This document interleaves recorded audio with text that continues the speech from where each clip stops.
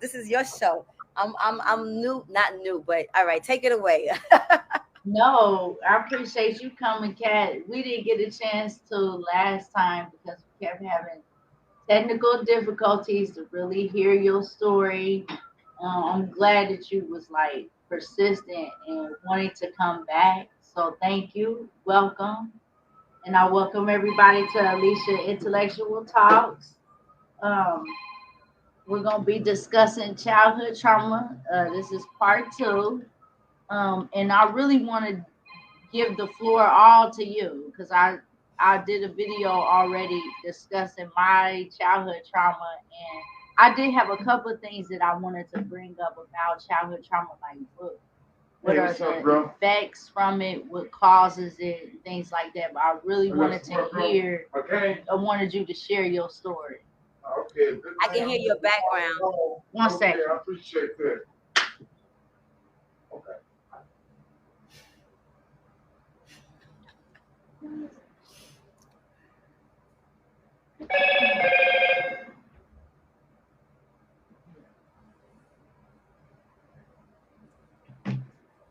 Okay.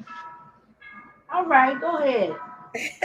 Well, I don't know where to start from. So Hey. I'll first just say, thank you for once again having me on, your Oh, thank platform. you. I definitely, support, I support women, voices, and I support, stages in business. And, I welcome you into this world of wanting to share and be a healer, for those who have been informed by the misinformed. So, I appreciate you for wanting to continue or be a part of this journey along with the rest of us. So it's only my responsibility and my, job in regards to, I am my sister's keeper, is to help you along in this process. It is not, Thank you.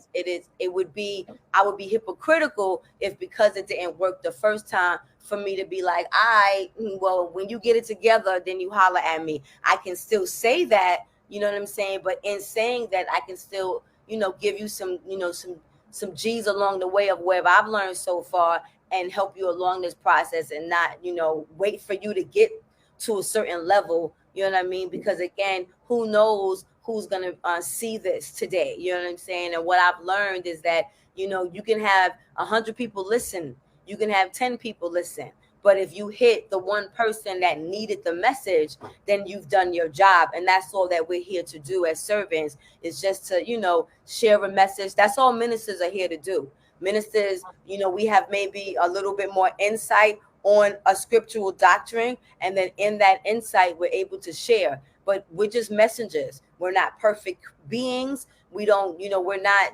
special superpower individuals. You know what I'm saying? That's I'm a right. mere, I'm a mere woman. I'm a mere human, on this plane, as you are, and as the sisters and brothers that are listening. So, my trauma, um, is new, and I guess an acceptance or realization, because I didn't really believe or think that I had any type of childhood trauma. But I was watching something on television, which is the reason why we were brought together, that triggered a sadness that sometimes I have.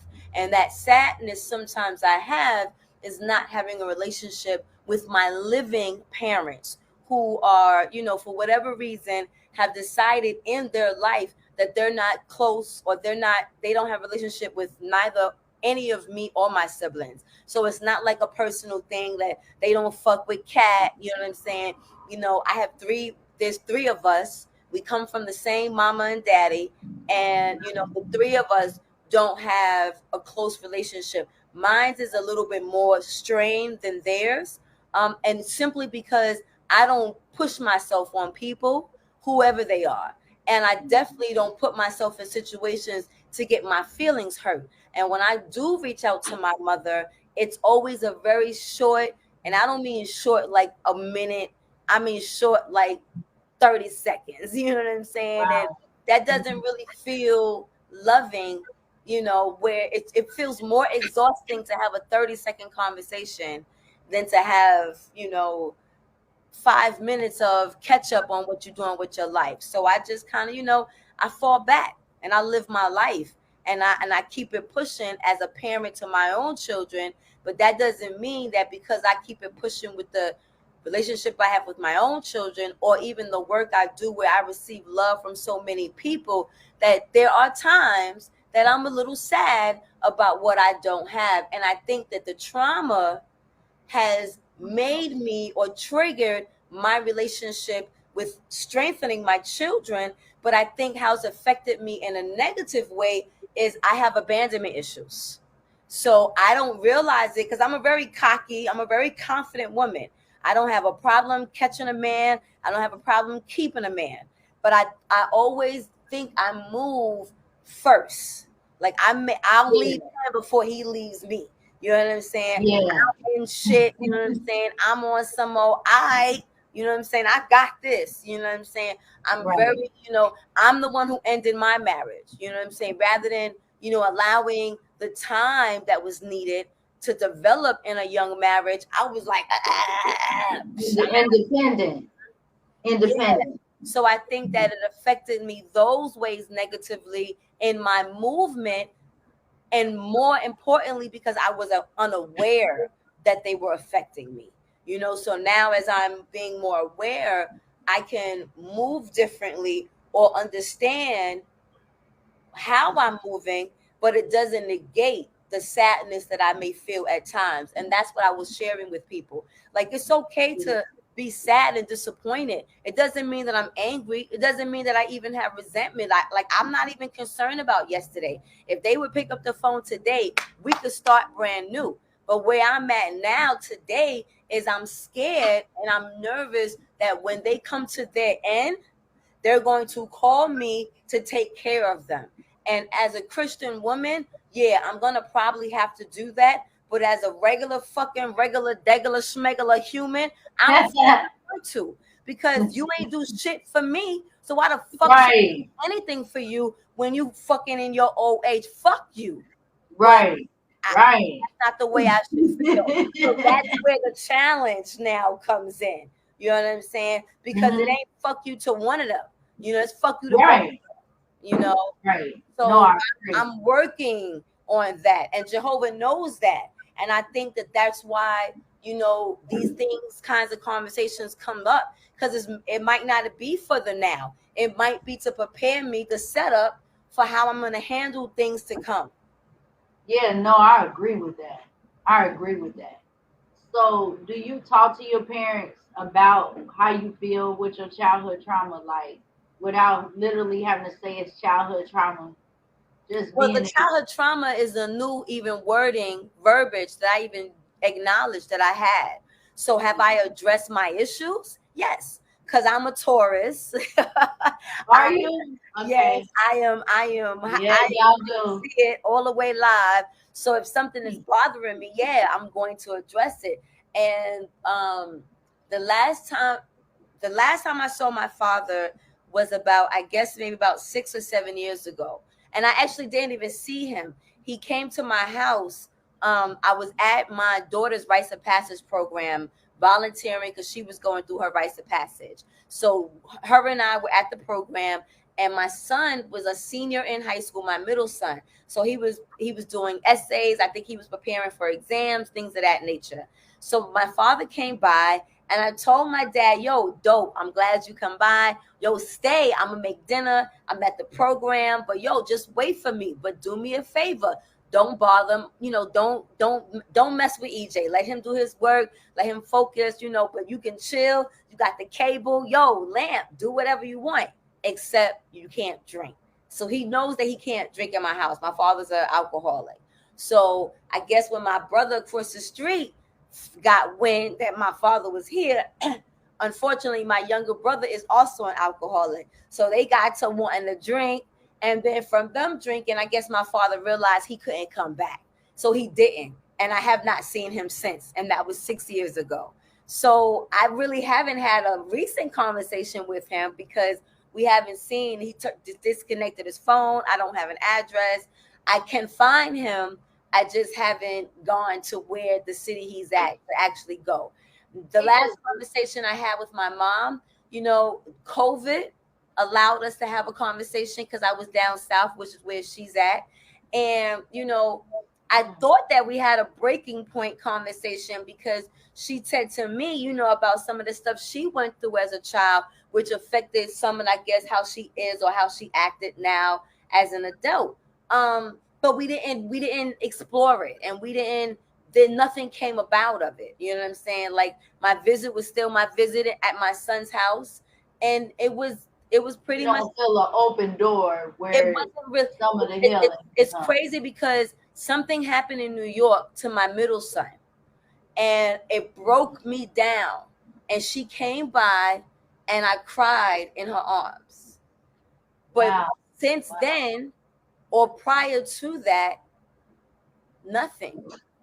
You know, and she watches me on social media, so that's what's like even more irritating, because she sees what I do, she hears what I talk about, but it's nothing. And then it's amazing because, like, as you saw with the responses, you never know. My middle brother always comes to her defense. And it's really not about a defense. Wow. But The one that was on last time?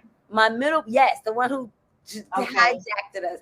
My middle brother said the other day when we got off our interview, he was like, you don't know what other people go through. And yes, it's not even that I don't know. My mother is okay. She's there's three sets of kids with my grandmother. So my mother's in that first set of kids, and my mother's the youngest of the first set, which is 6. So the first set is 6. She's the youngest of that, and she's the second girl. So the oldest girl, 4 boys, and then her. All down south. Huh. You know what I'm saying? My grandmother is 14, 15. You know what I'm saying? Wow. Married. Who knows what type of husband my grandfather was. You know what I'm saying? But here my mother is the youngest of these 4 boys. Okay? Wow. So my grandmother yeah, comes to New York when her husband dies. There's a short period of time that my mother is with her siblings and my great aunt with no parental supervision. My grandmother eventually does move them to New York. My mother starts middle school. She starts high school here in New York. You know what I'm saying? My grandmother has other kids, whatever. So now my mother, and then they get introduced to the Jehovah's Witness faith. So my mother's now growing up as a 7-day Adventist, but now when she comes to New York, they become Jehovah's Witnesses. So now my mother wants to get out of her house. So the way she's taught to get out of her house is through marriage. So she marries an abusive alcoholic husband who probably maybe rapes a lot of times during intercourse, because you can't rape your wife. But if you come from a household where his mother was raped, my grandmother from my father has 22 kids from the same husband. Yeah, that's crazy. Even the fact that they say that you can't be raped in a marriage, I don't agree with that. So then you come to New York, your mother is hustling, you know what I'm saying? Right. Your mother is now a Jehovah's Witness, newfound faith, you know what I'm saying? But your mother is coming from doing 50,000 jobs, only talking to you of spiritual matters, not really talking to you, because it's to the point that my mother they call my grandmother mommy sometimes, but they call my grandmother by her name, by her first name. You know what I'm saying? So I don't know what that is all about. You know what I'm saying? Right, I know that. Because the next set of kids don't do that. You know what I'm saying? So there's things that happen, but regardless of what happened, what my issue is with both of them, because my father's the same thing. My father had to leave high school at I think as freshman, so he doesn't even have a high school education. You know what I'm saying? My father's an abusive alcoholic, but came out of an abusive alcoholic household. Is the middle of these 20-something children. You know what I'm saying? Had to work in the South because of not feeling like he had to, do any, he had to contribute, so you don't go to school, you now work. You know what I'm saying? So Yeah. I don't know what that shit is done. But my issue, if there is an issue, is fuck that shit. We Yeah. all got shit, because Okay. that don't mean that you can't have a fucking relationship with your kids. Because for me as a parent who didn't even want to be a parent, I can't go a fucking week, maybe 2 or 3 days. Matter of fact, my son is over phone call right now. Like, I can't go days without talking to my kids. You know what I'm Right. saying? Like, Right. I can't even, and me and them don't even have to have, like, because I'm not no big talker on the phone. I ain't got to talk to them all day. We ain't got Right. to have no fucking, hour-long conversations. But just to not know what's going on in their life. Yo, when I was on the phone with my daughter the other day, right? She was like, I'm gonna tell you something. I wasn't gonna tell you, but I'm gonna tell you. But if I ain't call her, she would have told me. And then the G that me and my dude was able to give her, she was able to receive. But she wouldn't have received that if I didn't call to do the check on, because she wasn't necessarily gonna call me at that moment. Because it's a Right. two-way fucking street. You know what I'm It saying? I is. still want her to call me and I don't call her. Right. Right. You know what I'm It's saying? a So my thing with my generational. parents is, yeah, you got shit, you got baggage, but how you don't want to call me? How you don't want to be involved? How you don't, like, how do you move in this world and not want to be a part of There your we go. children and their children's life? That shit boggles my mind. It do. It boggles my mind too. I have that same issue with my father, but what I think is that listening to you, generational curses. People think like generational curses are just within your family bloodline, but I feel like black people as a whole, we have a lot of generational curses as a whole. On And one purpose. of them is hardness, On like purpose. It's from called the Willie Lynch slavery syndrome. on down. Like from slavery, we was broke, we was taught to be bucked a certain kind of It's way. called the Willie Lynch syndrome. Thank you. Thank you. Tell us, you have to tell me deeper about Willie Lynch syndrome because I don't know. Oh, sister, really? But Wow. Well, yeah, it you actually, can't help but I love to learn. okay, well, sidebar on that. It actually ended 2019. So the Okay. beauty of that syndrome is that the millenniums right now, that curse is broken on them. So that generational cycle, or that generational curse that was put upon us, now can be broken with the communication and the insight we give to the next generation, and being That's right. accountable and doing the steps and being noticed that the misinformed was teaching the misinformed. So yeah, Yeah. we definitely can have a conversation about the Willie Lynch, because that's his own episode. But I Yeah, suggest it sounds anyone like a to do mental, the I mentally suggest breaking down a anybody in this person. audience to do the research on that, because that shit right there was the beginning of the mental slavery that was purposely designed and put upon the black community, as supposedly the servitude slavery was ending. You know what I'm saying? So Mm. as one form of slavery was ending, they still had to figure out a way to control us. And the way Yeah. that they control us was putting together this, like, this almost Bible, this principle of ways to mentally. Oh yeah, codes, slave Yes, codes. yes. Um, So and that that's is a part me. of, why we have the, so again, I Yeah. get it. You know what I'm saying? My mother's a very educated woman. She's a minister. She's not a stupid woman. My father may not have the intellect or the education that my mother and myself has, but again, it's not even about education. It's about desire. Again, how are you in this world and you don't have a desire to reach out to your children and see what the fuck is going on with in their life, or just to say hi?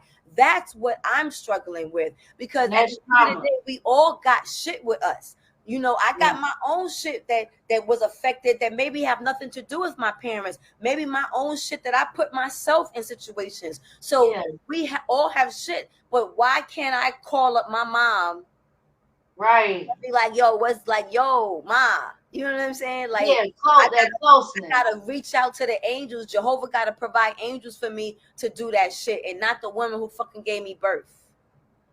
Because she don't know how. Some Maybe, I was. or maybe she don't What was want her to, background like or with her maybe mom? she don't want to. And I think that's And what we have to that's talk the about. truth. You know, we That's the truth. everybody ain't made, everybody don't ain't built for it. You know what I'm You're saying? right though. And just because Bill is a they good are, word. you know, they not obligated. She don't owe me shit. She did her job. You know what I'm saying? Because I'm gonna tell you one thing, and I say this about my parents. They taught me how to fucking keep a clean house. They taught me how to fucking work. I know how to keep a job. I've been working since I'm 10 years old. Never escaped, never not knew how to get a check because of both of them. You know what I'm saying? So and Because she loves my mother introduced Jehovah to me. If it wasn't for my mother, I wouldn't even have a relationship maybe with Jehovah God. So she brought ministry to my life. So she saved my life unbeknownst to even if she realizes it. You know what I'm saying? So I yeah. don't, maybe they did their job. You know what I'm saying? Maybe it ain't for them to do nothing else. But it doesn't take away the human component that I feel lacking, that incompleteness, because I'm not really incomplete. Jehovah knew what he was doing. You know what I'm saying? I had elders from day one in my life. I've had angels in my life since the beginning, because Jehovah knew that I didn't have them. You know what I'm saying? But just because Jehovah gave me everything else don't mean every so often, you know what I'm saying, Yeah. I ain't a little bull fucking who. Yeah. But you still want that, you yearn for that love. All the time. When it all All boils the down to time. it, you just want them to love you properly. That's it. It's a proper way to be loved. But when a person doesn't know or how to receive love themselves, that's why it's important that we do stuff like this so we can Yes. help break that generational curse that happens within Black families. Because while they was working on us mentally, they was definitely working on our family dynamics. Yes. We need our mom as well as we need our dad. Yes. But there are going to be people here that just not going to have neither one of them.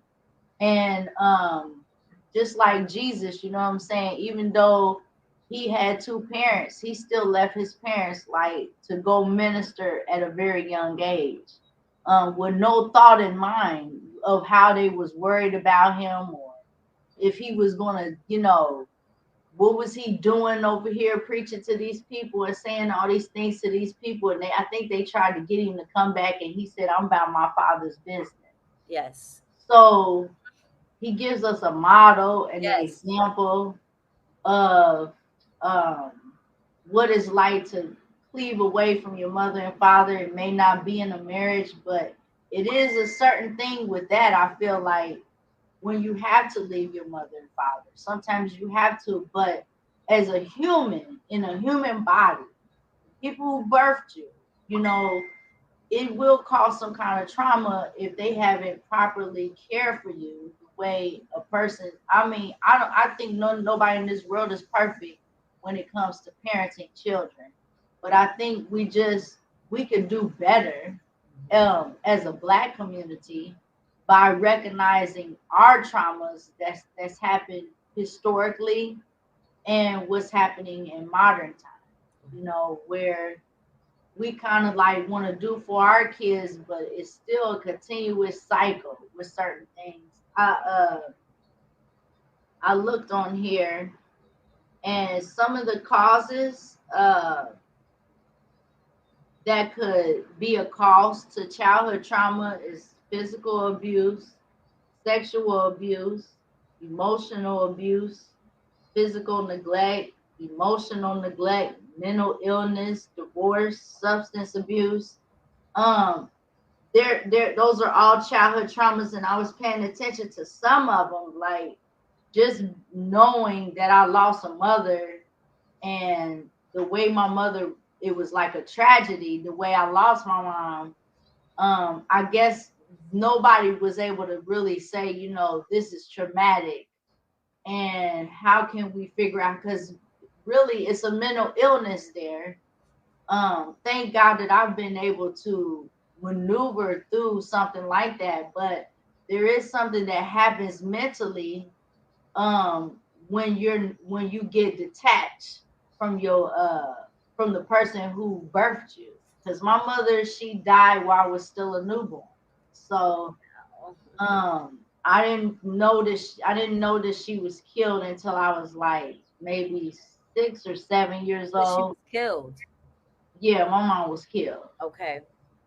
And so when you don't have that, I spent a lot of times being traumatized. I spent a lot of my childhood traumatized because I was lost. So I feel like with the trauma, when you're in a trauma, when you're traumatized, it's affecting your mental, your brain, and is not functioning properly. You know what I'm saying? Because you're affected. And when you're affected by this trauma, it causes you to be lost. Yes. This is what I dealt with, like just no life. Even as a child, I feel like I was just lifeless. So as a result of that, there were consequences to the trauma, anger, Yes. Yes. Yes. going off of everybody in my family, Girl. becoming uh the big mouth. I was always told I was bad. I steal. I'm a thief. I'm a liar. Uh, the devil. I was always called the devil himself because I was really, really a bad child. A lot of people think like just because of what you see is not what it is. I was a very rough child. My aunt really couldn't deal with me because I was very rough, like with my mouth. And then I began to fight. Like I wanted to fight her and I wanted to fight any adult. Um, Instead of always saying that I'm bad or saying that I'm, saying not a good child or I'm a beautiful child or, I'm pretty or, you know, just more positive things, I think that I would have not felt so much trauma. But because I was, they were not recognizing that I was traumatized. They just looked at it for what it is. This is a badass little kid. I don't know why we took this girl in, but they dealt with me. You know what I'm saying? They allowed me into their home and they dealt with me. And yeah, I got a lot of good whoopings. You know what I'm saying? A lot of people say like that's trauma, getting whoopings. I'm sorry, y'all. For me, whoopings help me. They Okay. helped. I'm okay. I'm not complaining about abuse. I feel like they help me. So a lot of people be like, shouldn't give whoopings, blah blah blah. Well, they help me, and I feel like that's how I recognize my childhood trauma is the lost part of Okay. feeling lost. When I say lost, I'm like just walking in the world and you don't know what you're doing. You don't know that your mind has left you. That piece of me is left because that piece of me is gone. And nobody put no words back into it. So when we deal with trauma, like we just gotta fill it back up with some kind of words of love. Right. You know what I'm saying? Whatever's lost, we can fill it back up with love. So, you Which know. is why, which is another reason why Christ, is or was also here to set that example of that love. You know what I mean? Because Yeah, we don't. That's also yeah. a part of the trauma, not us knowing what that love is, and even knowing what that love is, but not believing in it, not trusting it. Because so many times, love is being given to us from strangers. Love is being given to us in this world, but we can't see it because we've had so much. People do so much bad to us that it doesn't allow us to always see that the love that actually is being given to us on a There daily you go. basis. You know what I mean? And which Yep. also again a part of the disconnect, a part of Satan's plot. To not have us understanding what that unconditional love actually looks like. Sometimes people think that that love only comes from your blood relative, and if you don't receive it from your blood relative, then how could anyone else love you? You know what I'm saying? So that's something that's a mistruth. When I had a conversation with someone recently who says, yes, I love my father, but I don't really know what that is for real because I just love him for being my father. I don't remember him telling me he loved me. Stay tuned for the next segment of childhood trauma on Alicia Intellectual Talks.